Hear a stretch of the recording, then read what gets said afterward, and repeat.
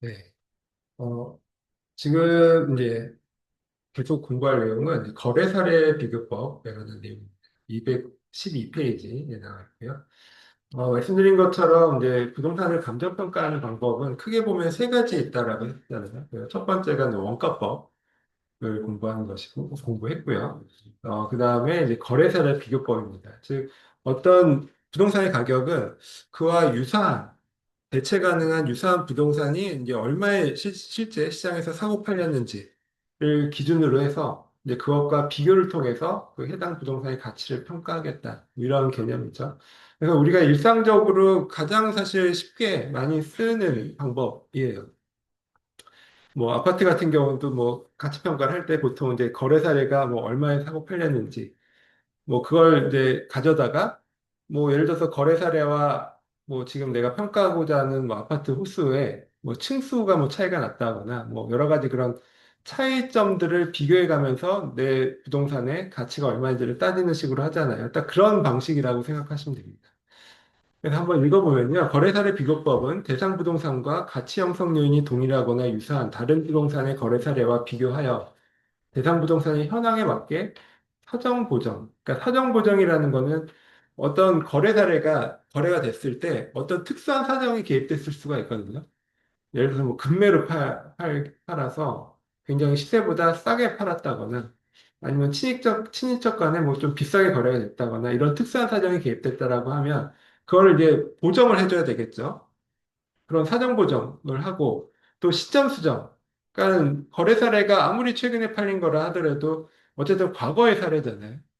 사고 팔린 것은. 근데 우리가 평가하고자 하는 이 부동산의 가치는 현재 시점의 가치입니다. 그래서 그 사례 거래 시점과 현재 그 가격이 기준된 시점 사이에 어떤 가치 변동 요인이 있다라고 하면 그걸 반영을 해줘야 될 겁니다. 뭐 아파트 상승률이라든지 뭐 집가 변동률 이런 것들을 반영을 해줘야 되겠죠. 그런 시점 수정이 필요하고 그다음에 가치 형성 요인 비교라고 하면 우리가 앞에서 배운 지역 요인, 뭐 개별 요인 이런 것들이 비교를 해줘야 됩니다. 그러니까 지금 유사한 부동산의 거래 사례를 갖고 왔지만 이게 똑같은 부동산은 아니잖아요.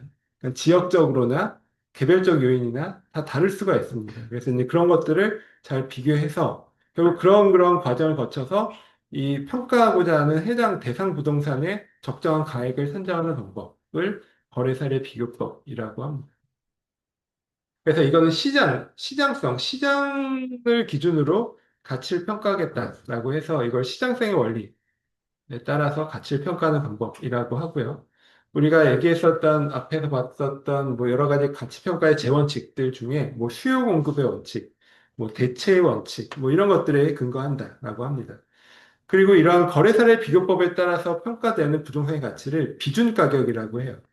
우리가 앞에서 본 원가법에 의해서 평가된 부동산의 가치를 적산 가격 이렇게 불렀잖아요. 그래서 이 거래사례 비교법에 따른 것을 비준 가격이라 한다. 그래서 이제 비준 가격을 구하는 공식을 보시면 아까 얘기한 뭐 적산 가격 구하는 공식은 제조자 원가에서 그 감가수정을 빼주는 것으로 이제 구했죠. 그냥 기본적으로 그 정도 공식은 우리가 어느 정도 암기는 하고 있어야죠. 특히 중개사 시험 보시면 기본적으로 암기할 내용인데 이 비중가격 구하는 공식도 뭐 사실 많이들 암기하는 사항이에요.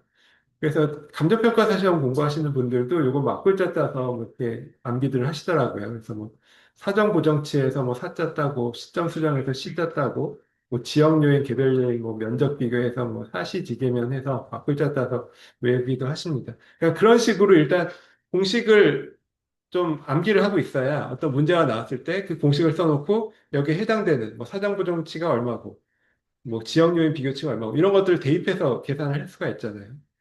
그래서 제일 먼저 거래 사례 가격을 구하고 거래 사례 가격을 일단 딱 앞에다 놓고 그 다음에 사정 보정, 시점 수정, 뭐 지역 요인, 개별 요인, 면적 비교까지 해서 최종적으로 해당 부동산의 가치, 적정 가치를 구하게 됩니다. 근데 일단 제일 먼저 여기서 중요한 그 첫걸음은 사례 자료를 잘 선택하는 것입니다. 그러니까 일단 사례 자료를 잘 선택을 해야 그 다음에 이런 과정을 통해서 정확한 가치를 평가할 수가 있는 것이죠. 만약에 사례 자료를 전혀 엉뚱한 것을 골랐다라고 하면 결국 나머지를 아무리 잘해봐야 결국 잘못된 가치를 산정할 수밖에 없습니다. 그래서 거래 사례를 선택할 때에는 크게 이제 네 가지 점을 고려해야 된다라고 하거든요. 첫 번째로 사정 보정의 가능성. 그러니까는 보통은 이 거래가 됐을 때 어떤 사정이 개입됐는데 그러한 사정을 이제 반영을 해서 이제 보정을 해줄 수가 있어야 그런 사례를 가져다가 이렇게 비교를 할 수가 있겠죠. 만약에 사정이 개입되는데 이 사정을 보정하기가 어렵다. 그런 근거 자료를 갖기가 어렵다라고 하면 그런 거래 사례를 선택하면 안 될 것입니다. 그리고 시점 수정의 가능성이에요. 그러니까 시점 수정은 아까 말씀드린 것처럼 거래 사례와 지금 평가하고자 하는 현 시점 사이에서 예를 들어 지가 변동률이라든지 뭐 아파트값 상승률이라든지 이런 걸 통해서 시점 수정을 해줄 수가 있어야 그런 거래사를 가져다가 비교를 할 것인데 뭐 경우에 따라서 이게 어려운 경우가 있거든요. 특히 뭐 너무 오래된 거래사례라든지 뭐 10년 전의 거래사를 가져다가 가치 평가를 하겠다라고 하면 상당히 오류가 크게 나겠죠. 그래서 거래 시점이 분명하고 기준 시점까지 사이에 가격 변동이 가는 자료를 구할 수 있고 무엇보다 너무 오래되지 않는. 즉 일반적으로는 한 2년, 2년 이내에 거래 사례를 뭐 선택해야 된다. 이렇게 보통 얘기를 하거든요. 그래서 시점 수정의 가능성이 있어야 되고 또 그다음에 위치의 유사성, 즉 지역 요인의 비교 가능성이 있어야 됩니다. 그러니까 지역적으로 유사한 지역에서 거래 사례를 골라야 된다는 거죠. 우리가 앞에서 인근 지역, 유사 지역, 동일 수급권 이런 것들을 공부를 했었잖아요. 그러니까는 거래 사례를 선택할 때 최대한 일단 인근 지역에서 골라보지만 인근 지역에서 거래 사례가 없다라고 하면 유사 지역, 동일 수급권 범위 내에서는 골라야 되는 것이죠. 만약에 건대 앞에 토지와 건물의 가치를 평가하는데 뭐 강원도에서 거래 사례를 가져와서 평가를 한다. 그러면 안 맞잖아요. 이런 지역 요인 비교 가능성이 없습니다. 그 다음에 또 개별 요인 비교 가능성이 또 필요해요. 아무리 지역적으로 이제 동일수권 범위 내에서 사례를 선택한다 하더라도 개별적으로 비슷해야 됩니다. 유사해야 된다라는 거죠. 뭐 용도에서도 유사해야 될 것이고, 뭐 획지의 모양이 뭐 지금 평가하고자 하는 대상 땅은 뭐 네모 반듯한데 뭐 거래 사례는 그냥 울퉁불퉁한 뭐 그런 비교가 안 되는 그런 땅이라거나 또는 뭐 규모도 유사성이 있어야 되죠. 지금 내가 100평짜리 땅의 가치를 평가하고자 하는데 거래 사례가 뭐 1000평 땅이 1000평이 거래가 됐다라고 하면 규모가 안 맞잖아요. 그러니까 그런 경우에도 예를 들어서 거래사를 갖고 오면 100평짜리 땅이면 뭐 90평이든지 뭐 100, 110평이든지 하여튼 약간 유사성이 있는 개별적으로 유사성이 있는 거래 사례를 선택을 해야 될 것입니다. 그래서 이런 네 가지 조건을 다 만족하는 그런 거래 사례를 일단 선택을 해야 된다. 그리고 그런 거래 사례가 과연 얼마에 사고 팔렸는지를 따져봐야 된다라는 것이고요. 그런 자료를 수집해야 된다라는 것이고, 그 다음에 이런 것들을 이제 맞춰봐야죠. 비교를 하면서 맞춰봐야 됩니다. 그래서 첫 번째가 이제 사정 보정이에요. 그러니까 사정 보정은 어떻게 하냐 하면 딱 이렇게 나오죠. 사례 부동산의 사정, 분의 대상 부동산의 사정. 이렇게 이제 분수를 표시를 하거든요. 이게 뒤에도 마찬가지입니다. 그래서 우리 그 객관식 문제 풀 때도 제일 먼저 알아두셔야 되는 게 항상 이게 분수, 분모와 분자로 나오는데 항상 거래 사례에 대한 내용이 아래에 깔려요. 분모에 깔리고 평가 대상에 관한 내용이 즉 분자 위로 올라갑니다. 이거를 이제 헷갈리면 이게 반대로 풀 수가 있거든요. 그래서 항상 이게 뒤에도 마찬가지예요. 뒤에 같은 내용들도 다 사례에 관한 내용이 분모로 아래에 깔리고 평가 대상에 관한 내용이 분자, 즉 위로 올라간다. 그래서 이걸 반영을 하면 만약 이제 문제 이렇게 나옵니다. 사례 부동산이 정상 시가보다 10% 고가로 거래됐다. 이렇게 이제 자료가 나오거든요. 그러니까 사정이 개입됐다는 얘기죠. 거래 사례가 거래가 될때 뭐 어떤 뭐 특수한 사정이 개입돼서 일반적인 시세보다 10% 고가로 거래가 됐다라는 얘기예요. 그럼 이건 사정 보정을 할 때 우리가 평가 대상 부동산의 가치를 평가할 때 이거는 가격을 내려줘야 되겠죠. 비정상적으로 높이 거래가 됐으면 내려줘야 되는데 이걸 어떤 식으로 내려줘야 될 것이냐. 이렇게 사정 보정률, 사정 보정치를 곱해주면 됩니다. 아까 얘기했듯이 사례 부동산에 관한 사정이 분모에 깔리죠. 그럼 이 얘기는 사례부동산이 정상시가보다 10% 고가로 거래됐으니까 정상시가가 100이라고 하면 사례에 관한 사정은 100 플러스 10입니다. 110이죠. 그리고 평가대상은 우리가 정상시가, 정상적인 시가를 구하고자 하는 거니까 평가대상은 그냥 100이죠. 즉, 이렇게 사례부동산이 정상시가보다 10% 고가로 거래됐다라고 하면 110분의 100을 곱해줘야 됩니다. 그러니까 110분의 100을 곱해준다는 얘기는 그만큼 이제 가격을 낮추는 효과가 있는 거죠. 비정상적으로 높이 거래가 됐으니까. 근데 반대로 사내부동산이 급매로 인해서 10% 저가로 거래됐다. 이렇게 이제 자료가 주어지면 이 경우에는 사례가 100보다 10% 저가로 거래된 것이잖아요. 그러니까 사례부동산에 관한 내용이 100 빼기 10입니다. 그러니까 분모가 100 빼기 10이고 평가 대상은 정상시가가 100이니까 정상시가를 구하고자 하는 것이니까 결국 90분의 100을 곱해주면 되겠죠. 그러니까 90분의 100을 곱해준다는 얘기는 그만큼 높여준다는 거죠, 가격을. 그래서 10% 저가로 거래됐다라고 하면 90분의 100을 곱해서 높여주고, 만약에 10% 고가로 거래됐다라고 하면 110분의 100을 곱해서 낮춰주고, 뭐 이런 식으로 해야 되죠. 제일 많이 틀리는 게 이걸 바꿔서 하는 거잖아요. 10% 고가로 거래됐다고 하는데 90분의 100을 곱해준다거나 이러면 더 금액이 커지잖아요. 그러니까 이런 것들을 이제 헷갈리지 않으려면 항상 말씀드리듯이 사례에 관한 사정이 아래로 깔리고 대상 부동산의 사정이 위로 올라가요. 뭐 이렇게만 이해를 하시면 크게 이제 틀리실 일은 없어요.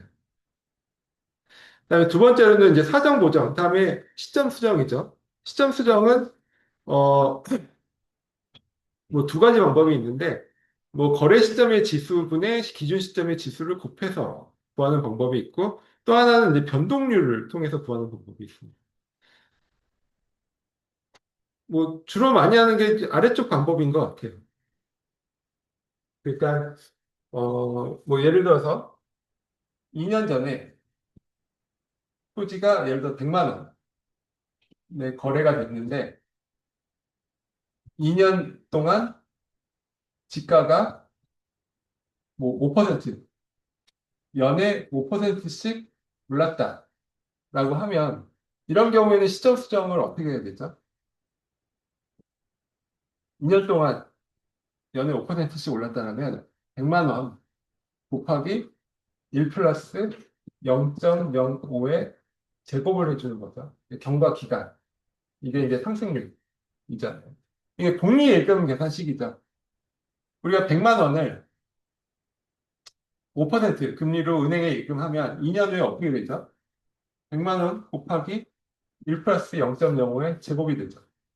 이걸 되게 다양하게 쓸 수가 있어요. 아까 우리 제주도 원가 구할 때도 2년 전에 건축비가 100만 원이 들었어요.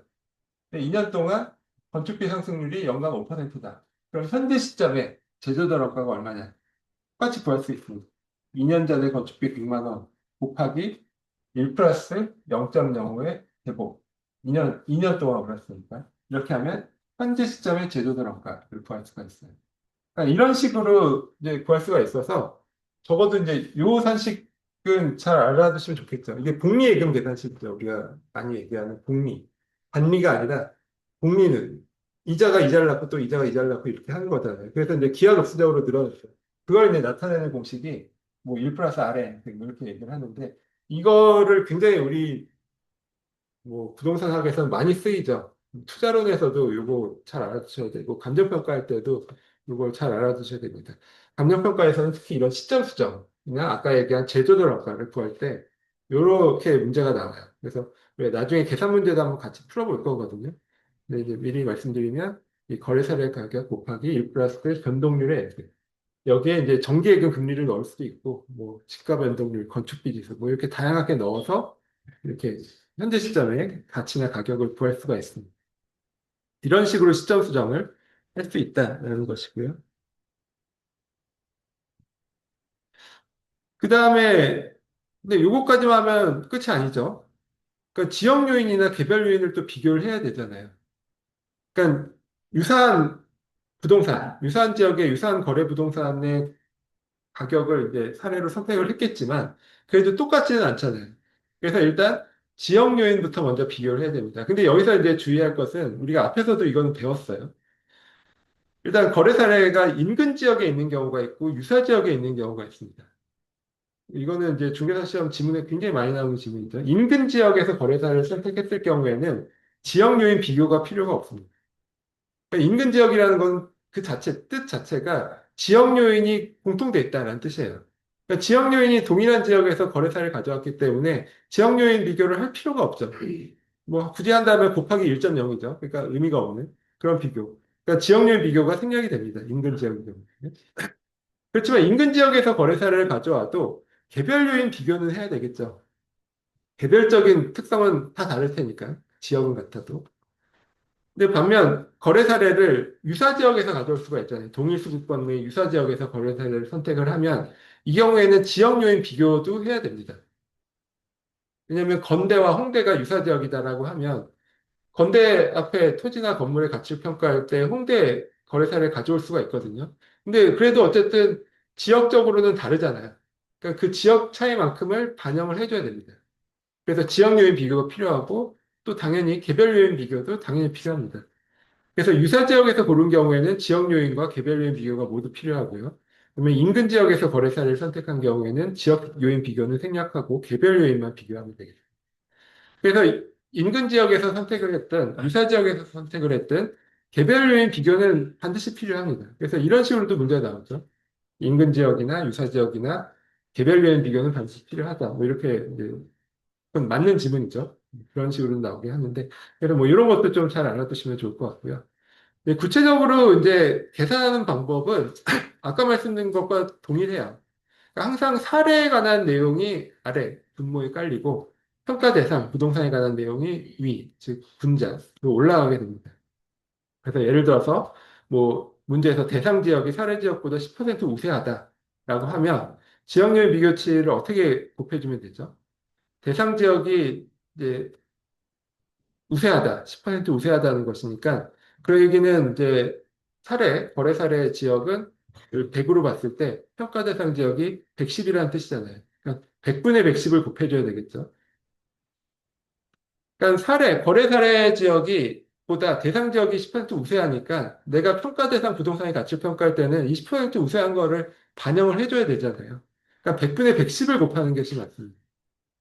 반면 대상 부동산의 개별 요인이 사례 부동산의 개별 요인보다 5% 열세하다. 그러면은 그러니까 개별 요인 비교를 할 때는 예를 들어 평가 대상이 100이다라고 했을 때 아니 거래 사례가 100일 때 평가 대상 부동산이 100이 아니라 100 빼기 5, 즉 95만큼이라는 얘기죠. 즉 대상 부동산의 개별 요인이 사례 부동산 그 팔린 가격보다 5% 정도 열세하다라면 대상의 가치를 평가할 때는 5% 열세한 거를 반영을 해줘야 되잖아요. 그럼 100분의 95를 곱해주면 되겠죠.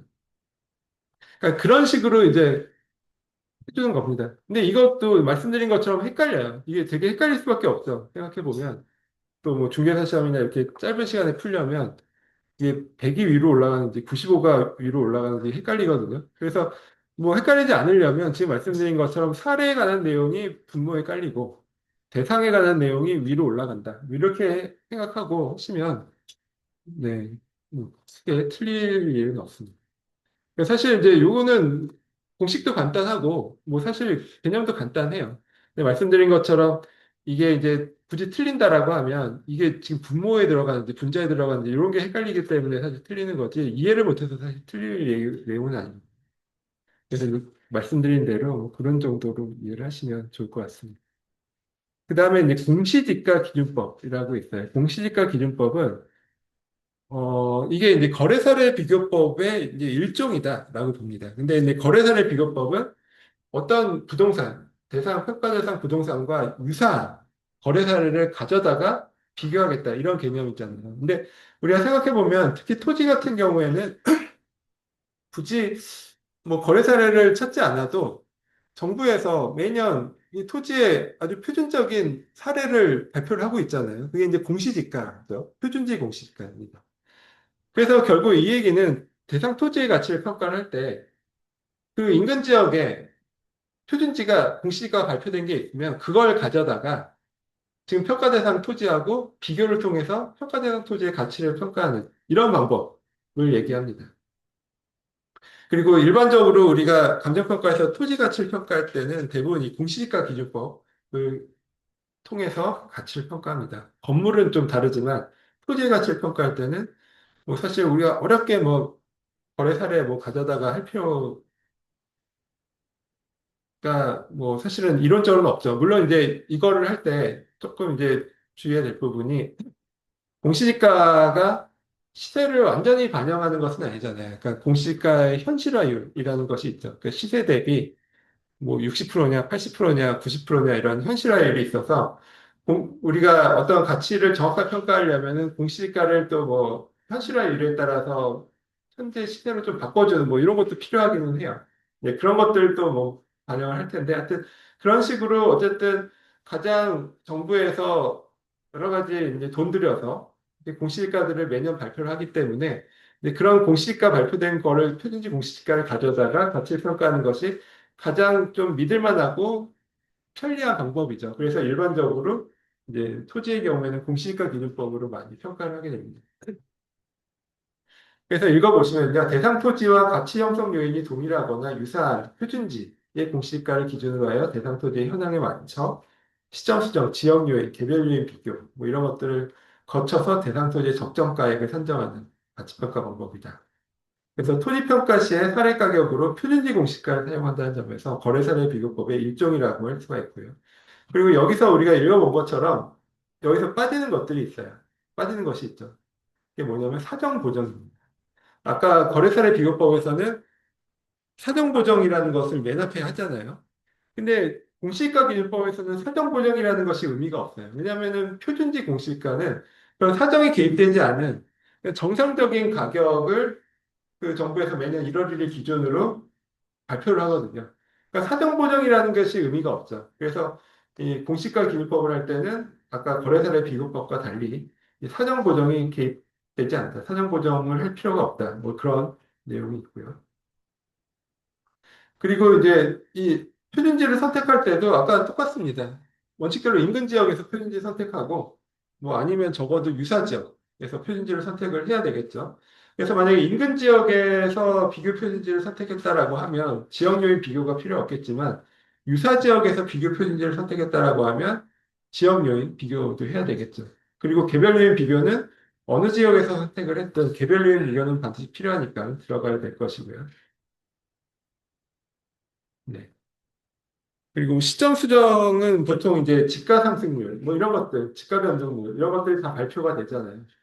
그래서 이제 그거 반영하면 되겠죠. 근데 보통 이제 표준지 공시지가는 그 매년 1월 1일 기준으로 발표가 되잖아요. 그래서 뭐 사실 작년 표준지, 그러니까 1년 이상 되는 표준지 공시지가가 있을 수가 없어요.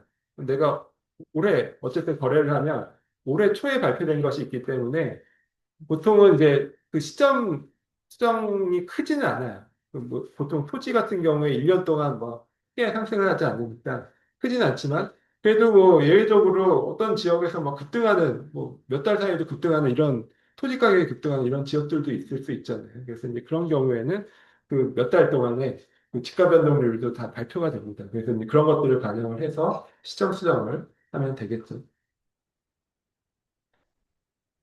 네.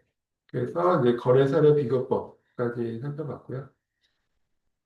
네, 사실 이제 우리가 어떻게 하다 보니까 얼마 안 남았어요. 우리가 이제 이론적으로 공부할 거는 마지막에 수익환원법 정도 남았고요. 그리고 이제 지금까지 배운 내용을 기초로 해서 이제 계산 문제들 이제 같이 풀어보면 되는데 제가 이제 중간고사 보기 전에 한번 말씀 한번 예고 한번 드린 것처럼 그 중간에 약간 특강 형식으로 그 우리 이제 부동산의 가치에 영향을 주는 요인들 중에 부동산 시장이나 부동산의 내재적인 요인도 있지만 거시경제적인 그 영향을 굉장히 많이 받거든요. 지금 특히 최근에도 더 그렇고요. 뭐 예를 들어 금리라든지 환율이라든지 통화량이라든지 뭐 인플레이션 이런 것들이 부동산 시장에 영향을 많이 주는데 뭐 그런 것들에 관한 좀 특강 자료를 제가 한번 만들어 봤거든요. 그래서 다음번이나 아마 다음 번쯤에 예, 진도 외에 그런 특강을 한번 해보려고 그렇게 계획을 하고 있고요. 왜냐하면 우리가 이제 진도를 거의 웬만큼 다 나가서 시간이 굉장히 많이 남아요. 그래서 뭐라도 이제 해야 되니까 좀 그런 거들도 좀 한번 해보도록 하겠습니다. 네, 그럼 오늘 수업은 여기까지 하고요.